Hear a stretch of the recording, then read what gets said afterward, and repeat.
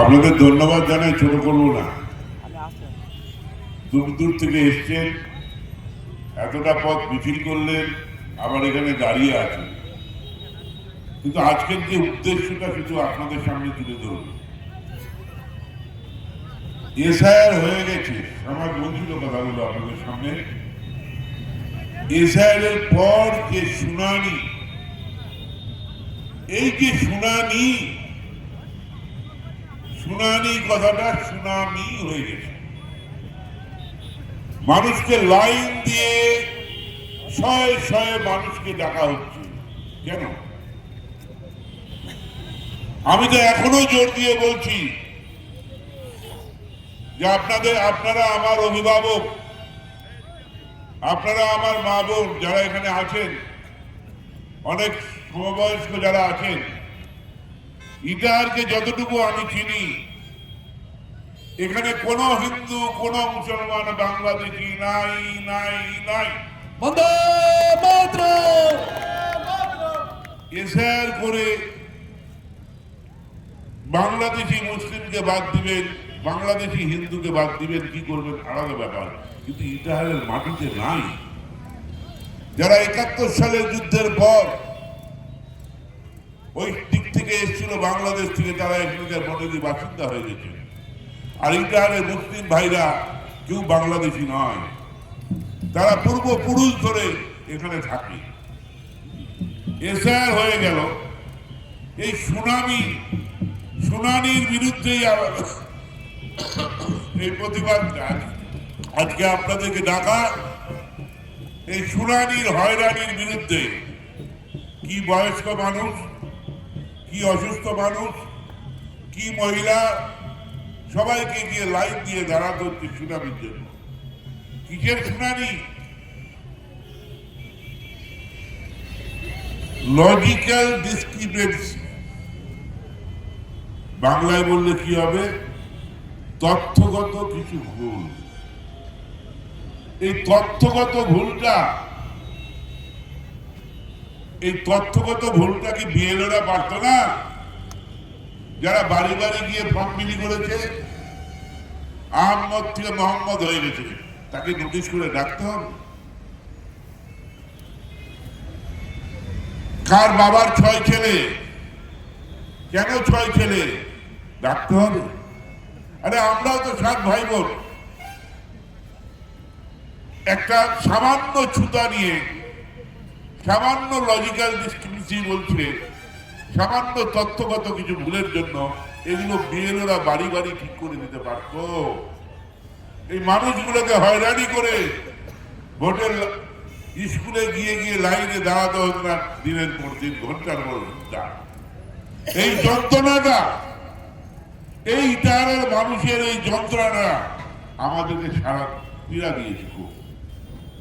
এই পীড়ার জন্য আমরা ডেকেছি। কালকে সুপ্রিম কোর্ট কিছু রায় দিয়েছে, কিন্তু আমার মতে এই ছোটখাটো সমস্যাগুলা বিএলওরাই করে দিতে পারত, মানুষকে গিয়ে লাইনে দাঁড়াতে হতো না। এই শুনানির নামে যে অসংখ্য যন্ত্রণা, আমি ধন্যবাদ দিব আপনাদেরকে, আমার অঞ্চলের বিভিন্ন অঞ্চলের নেতৃত্বকে, যারা সকলকে নিয়ে বুথ থেকে, বিভিন্ন জায়গা থেকে, মা বোন সুদ্ধা এখানে অনেকে উপস্থিত আছেন, তারা মিলে আজকে অঞ্চলের নেতৃত্বরা আছেন, তারা সবাই মিলে আজকে সমবেতভাবে এই প্রতিবাদ জানাতে এসছেন ইটাহারের বুকে। আমি ওইটা নিয়েই বলবো। সমাজ অনেক বলেছে, পম্পা বলেছে আপনাদের সামনে, কবরুল বলেছে, শঙ্কর বলেছে। আমি অন্যদিকে যাব না, কারণ সময় আবার আপনাদের ফিরতে হবে। শুধু বলি, ওই স্লোগান একটাই, আপনি অবৈধ ভোট বাদ দেন, কিন্তু ইটাহারের একটা বৈধ ভোট বাতিল হলে কঠিন অবস্থা হবে। কারণ আবার বলছি, ইটাহারে হিন্দু হোক, মুসলিম হোক, বাংলাদেশি কেউ নাই, ভিন রাজ্যের কেউ নাই, সব এখানকার বনেদি। ৭১ সালের আসা হিন্দু, তারাও বনেদি বাসিন্দা হয়ে গেছে। কাজে এখানে বাদ দেওয়ার মতো কোনো জায়গা নেই।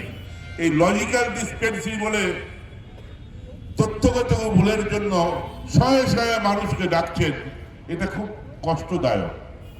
এই কষ্টদায়ক, সেখানে অসুস্থ মানুষ, 70 বছরের বৃদ্ধ, তারাও বাদ যাচ্ছে না।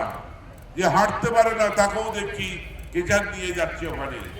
এর প্রতিবাদ করতে আপনারা এসেছেন, এটা আপনাদের পুণ্যের কাজ। আপনারা সবাই, সব বুথের নেতা, অঞ্চলের নেতা সজাগ থাকবেন। আরো কয়েকদিন হয়তো শুনানির কাজ চলবে। আমরা এসআইআর এর বিরুদ্ধে নয়, সঠিক ভোটার লিস্ট হোক, সঠিক ভোটার লিস্ট থাক। ভোট একটা পবিত্র জিনিস, আমরা সবাই ভোট দিতে চাই। কিন্তু এই হয়রানি, যে সমস্ত সেটিং এর কথা সমাজ বলেছে, আপনার ডিটেলস বলেছে, কাজে আমি বলছি না। শুধু আমি আপনাদের কাছে কৃতজ্ঞ যে এই আন্দোলনে যে আপনারা যেভাবে সাড়া দিয়েছেন, আমি আপনাদের চিরকৃতজ্ঞ। আপনাদের সকলকে আমার প্রণাম, আমার সালাম, আমার নমস্কার, আমার জোহার জানাই। সবাই ভালো থাকবেন। আগামী দিনে আবার মিলিত হবো, আবার আন্দোলনে যাব। অন্যায় দেখলে, প্রতিবাদ দেখলেই আমরা প্রতিবাদ করব।